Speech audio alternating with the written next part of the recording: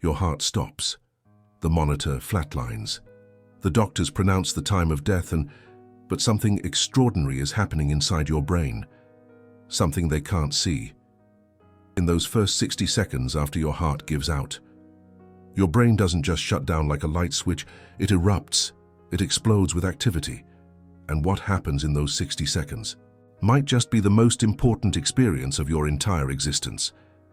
Einstein knew this, his physics predicted it, and modern science has just confirmed what he knew all along. Back in 2023, scientists at a prominent research university published a study that shocked the scientific community. They monitored the brains of patients as they passed away, and what they found defied everything we thought we knew about death. In the moments after the heart stopped, the brain didn't go quiet. Instead, it produced a huge burst of gamma waves, the same brain waves associated with consciousness, memory retrieval, and vivid experiences. The brain was actually more active in death than it had been in life. But here's what makes this truly remarkable. Einstein's physics had already explained why this would happen. 70 years before this experiment, Einstein understood something about the nature of time and consciousness, something we're only now beginning to grasp. And what he understood changes everything about how you should think about your own death. Let me walk you through what actually happens in those first 60 seconds, because once you understand this, you'll never see death the same way again.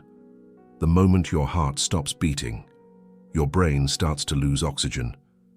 Within seconds, the cells that have kept you conscious your entire life begin to fail. But they don't fail silently. They fire. They fire all at once, in patterns that resemble dreaming, meditation, and altered states of consciousness. The braking systems, the filters that normally screen your experience of reality, are released. And suddenly, you have access to something you've never experienced before, your entire life. Researchers found that the dying brain produces activity in a region called the temporoparieto-occipital junction. This is the area linked to out-of-body experiences, vivid dreams, and the integration of sensory information. When this part of the brain lights up, you are seeing something. You are hearing something. You might be feeling sensations that seem to come from outside your body. This isn't some mystical speculation. This is what the EEG machines recorded. This is what the data shows. In the first 60 seconds after cardiac arrest, your brain creates an experience, and that experience appears to involve your memories in your consciousness, and something that looks remarkably like awareness. But wait, because Einstein's contribution to this understanding goes far deeper than most people realize. Einstein's theory of relativity revealed something profound about the nature of time itself. We experience time as a river, flowing from past, through present, into future. We feel ourselves being carried along by this river, toward an inevitable end called death.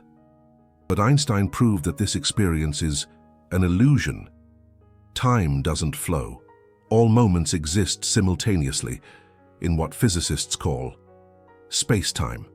Back in 1955, just weeks before his own death, Einstein wrote a letter to the family of his lifelong friend, Michael Besson, who had just passed away. In that letter, Einstein said something that has haunted philosophers and scientists ever since. He wrote, "Now he has departed from this strange world a little ahead of me. That signifies nothing.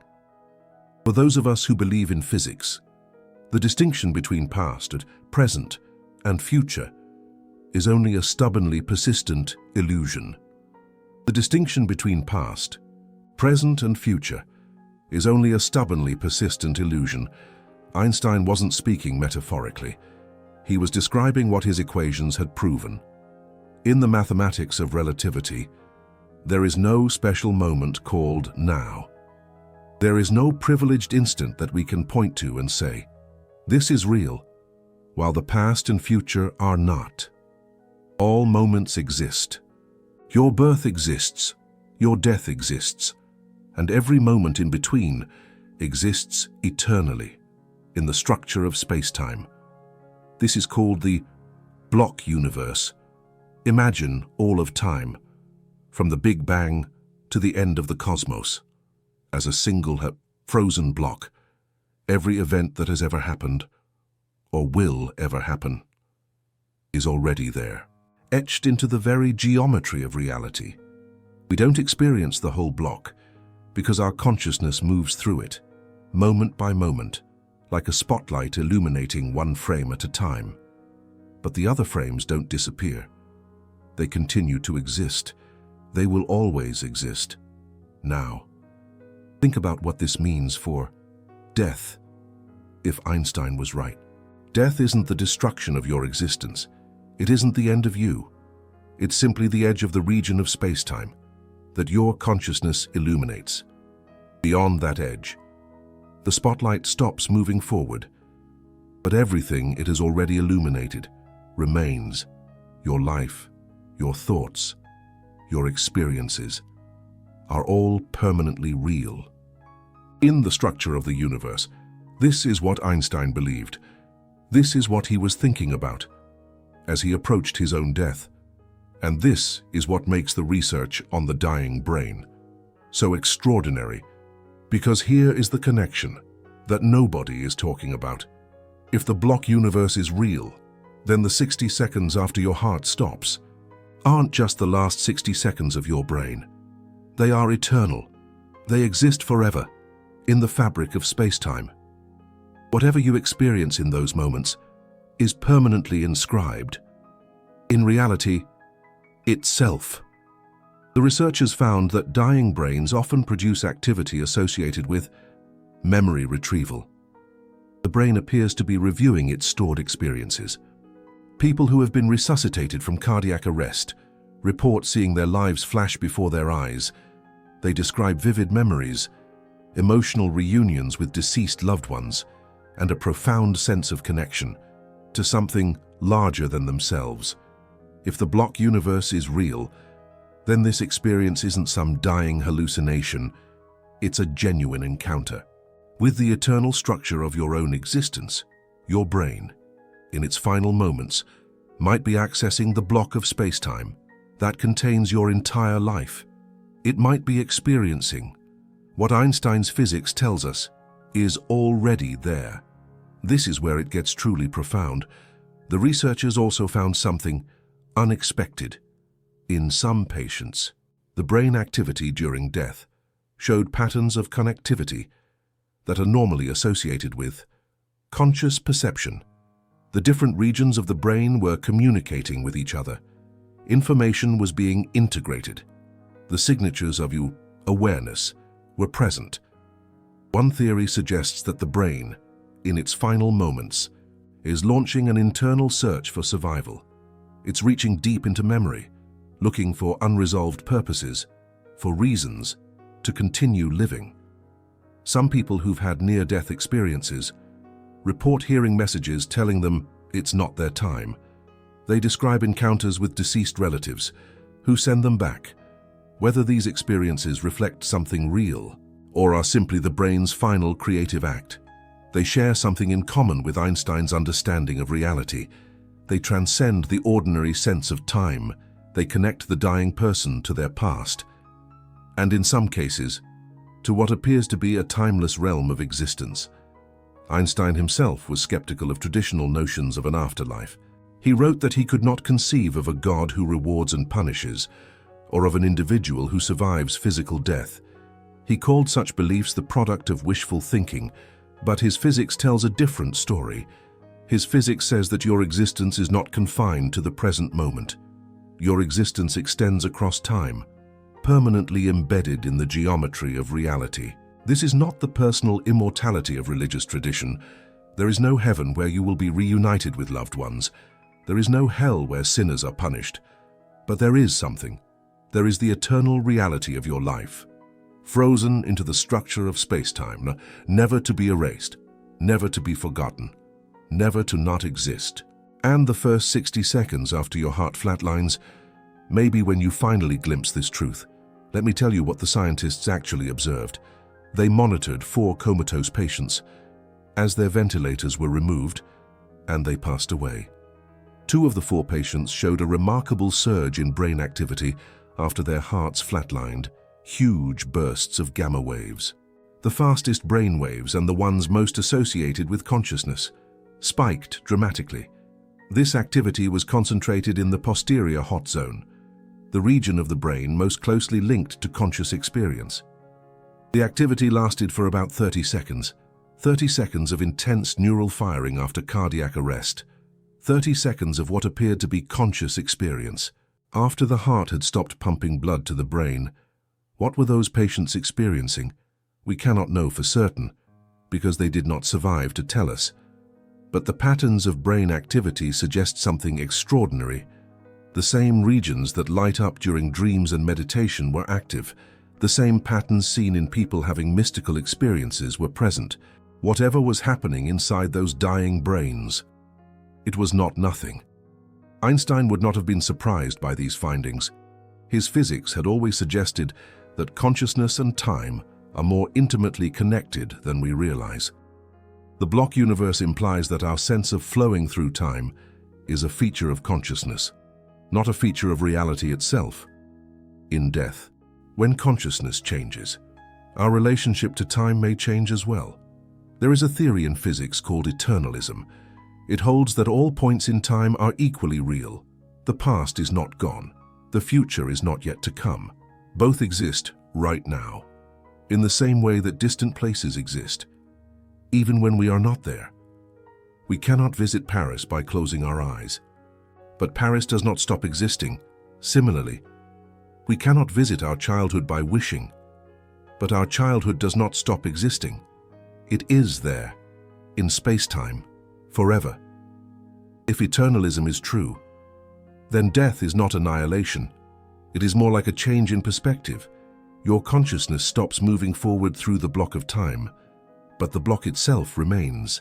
Every moment of joy, every moment of love, every moment of meaning that you have ever experienced continues to exist. It will always exist.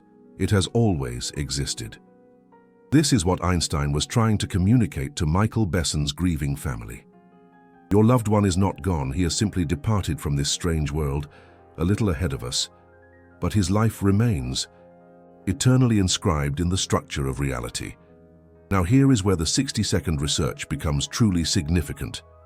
Some scientists believe that the surge of brain activity in dying patients represents the brain's attempt to make sense of what is happening.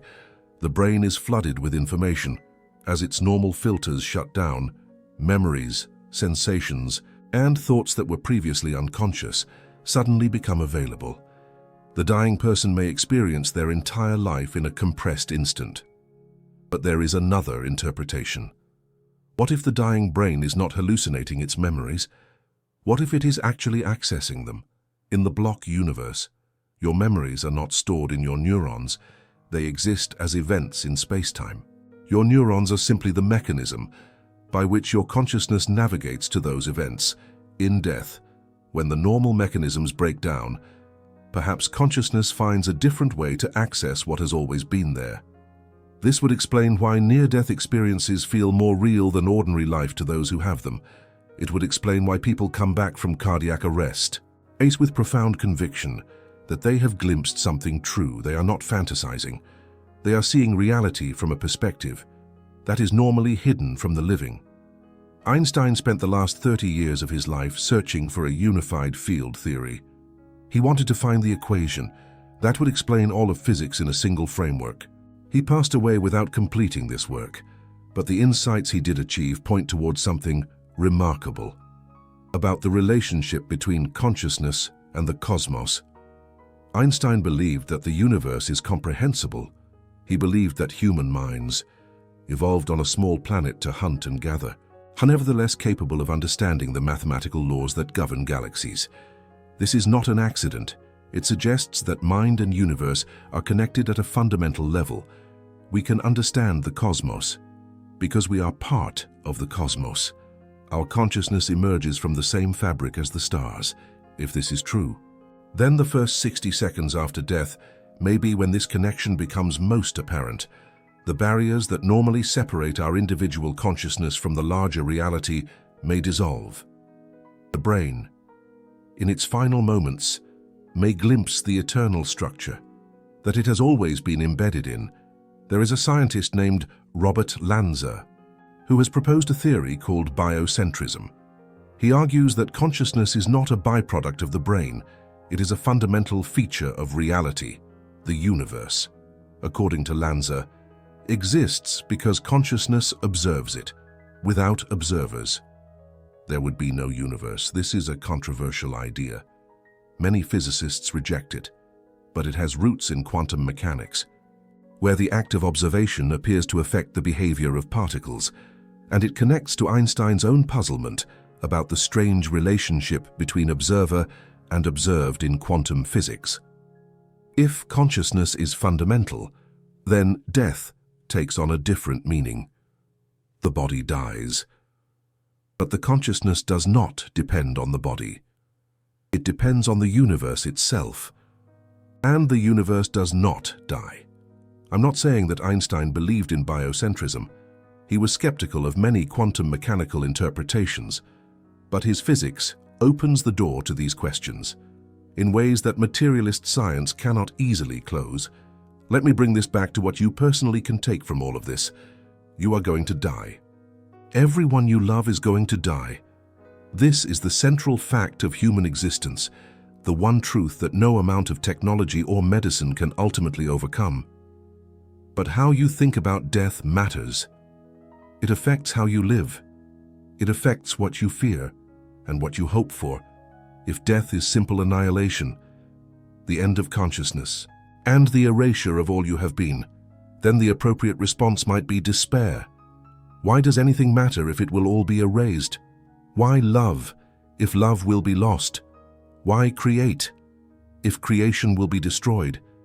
But if Einstein was right, if the block universe is real, then nothing is ever truly lost.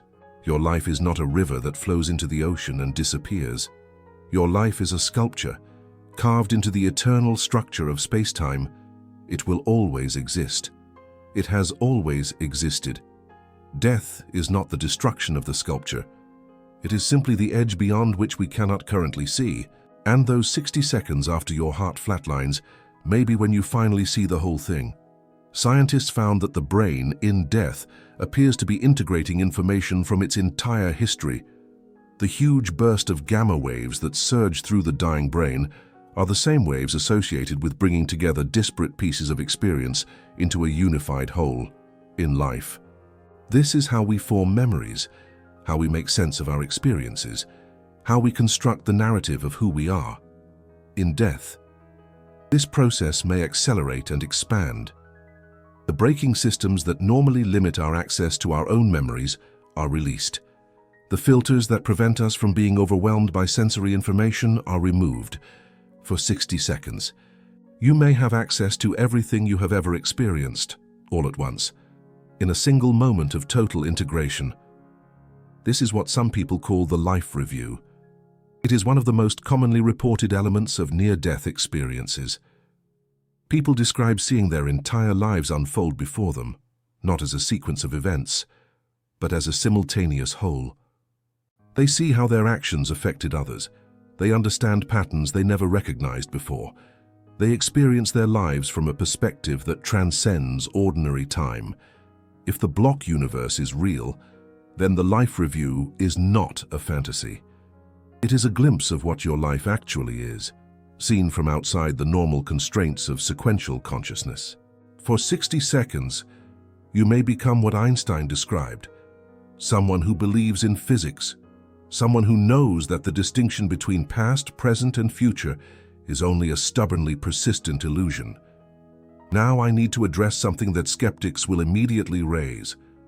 The scientists who studied dying brains are careful to note that we cannot know what those patients actually experienced. They did not survive to tell us. The brain activity could be meaningless firing, the neural equivalent of a computer crashing. Just because there is activity does not mean there is experience. This is a fair objection.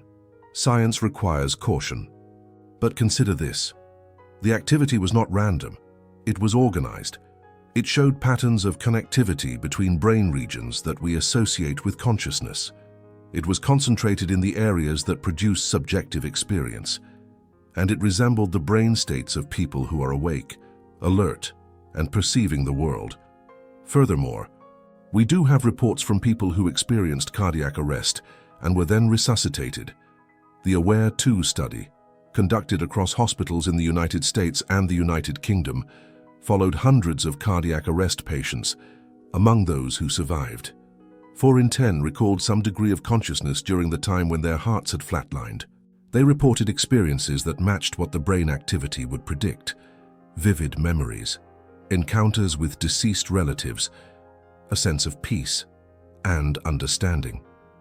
These reports are not proof of an afterlife in the traditional sense, but they are evidence that something happens in those first minutes after death, something that involves consciousness, something that the dying person can later remember and describe. Einstein would have approached this evidence with his characteristic blend of skepticism and openness. He rejected simple answers. He hated when people claimed certainty about things that remained mysterious, but he was also willing to follow the evidence wherever it led, even when it challenged conventional thinking. The evidence is leading somewhere unexpected. It is suggesting that the boundary between life and death is not as sharp as we thought. That consciousness may persist, at least for a while, after the body has stopped functioning, and that the experience of dying may be more profound than we ever imagined. Let me tell you about one more finding that connects to Einstein's physics in a remarkable way.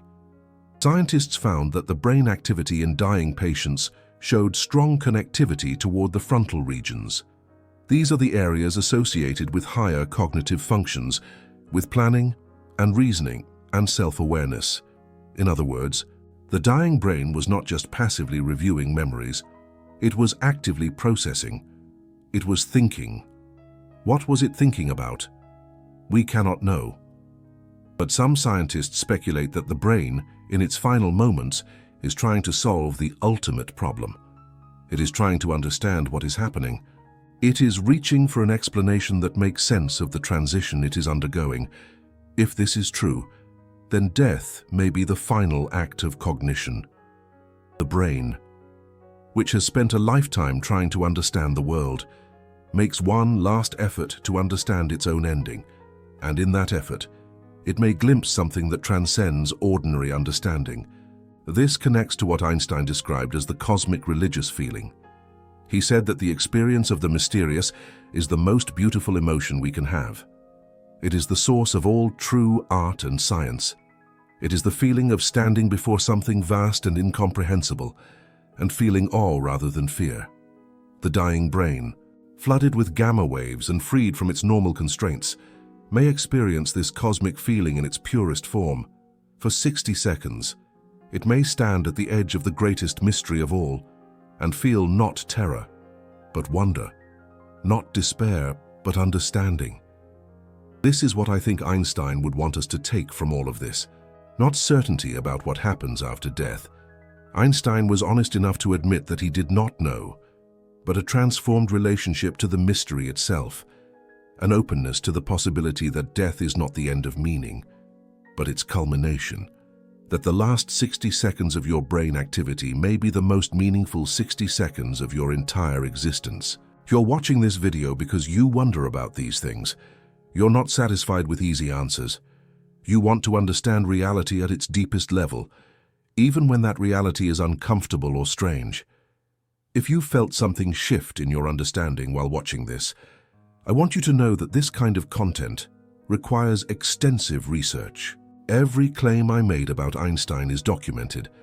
Every finding about the dying brain comes from peer-reviewed scientific studies.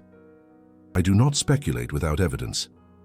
I reveal what the research actually shows, even when it challenges our assumptions. When you click the Super Thanks button below this video, you're supporting this kind of careful work. You're saying that truth matters more than comfort, that the hardest questions deserve honest answers.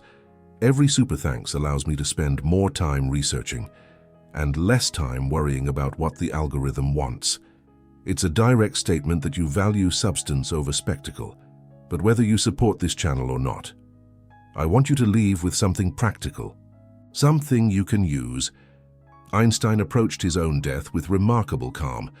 When he was rushed to the hospital with a ruptured aneurysm, the doctors offered to operate. They could try to save his life. And Einstein refused. He said, "I want to go when I want. It is tasteless to prolong life artificially. I have done my share. It is time to go. I will do it elegantly." He did not spend his final hours in fear or regret. He spent them working on equations. He spent them trying to understand. He met death the same way he had met life, with curiosity and courage, and an unshakable commitment to truth. What would it mean to live your life so that you could face death this way, not clinging to every extra moment, not terrified of the inevitable, but accepting it as part of the cosmic order, understanding that your life is not a candle being blown out, but a permanent feature of the eternal structure of reality? The first 60 seconds after your heart flatlines will come. This is certain. But Einstein's physics suggests that those seconds are not an ending. They are a transformation. They are the moment when your consciousness, freed from its usual constraints, may finally glimpse what it has always been embedded in, the block universe, the eternal structure of space-time, the permanent reality of every moment you have ever lived. And the research suggests that in those 60 seconds, your brain will be doing something extraordinary. It will be integrating. It will be remembering. It will be experiencing reality in a way that transcends ordinary perception. What will you see? What will you understand? What will you feel as your brain makes its final surge of activity? No one can tell you with certainty. But Einstein's physics gives us a framework for thinking about it, and the research on dying brains gives us evidence that something profound is happening, something that deserves our attention and our wonder. Now I want to hear from you. Based on what you've learned in this video, what do you think happens in those first 60 seconds after death? Do you believe in the block universe? Do you think the surge of brain activity represents genuine experience or just neural noise? Comment below with your honest thoughts. I read every comment, and I respond especially in the first few hours after a video goes live. If you disagree with anything I said, tell me why. If something didn't make sense, ask for clarification. This is not about blind acceptance. This is about the kind of open inquiry that Einstein himself practiced. One final thought before you go. Einstein wrote to Michael Besson's family that the distinction between past, present, and future is only a stubbornly persistent illusion. If he was right, then this moment, right now, in which you are hearing these words, is not disappearing into the past. It is becoming a permanent part of the structure of reality. You, listening to this video, thinking about death and consciousness and the nature of existence, are being inscribed eternally into the fabric of space-time. 1 trillion years from now, this moment will still exist. You will still be here, forever contemplating what Einstein understood about the first 60 seconds after death. That is not a small thing. That's the kind of immortality that physics can actually support. Not the survival of your individual personality in some heavenly realm, but the eternal reality of your existence, preserved forever in the geometry of the cosmos. The first 60 seconds after your heart flatlines may be when you finally understand this, when the filters drop and the braking systems release, and your consciousness expands to glimpse what it has always been part of. Until then, live as if every moment matters. Because according to Einstein's physics, every moment does matter. Every moment is eternal. Every moment is permanently real, including this one. Use it wisely.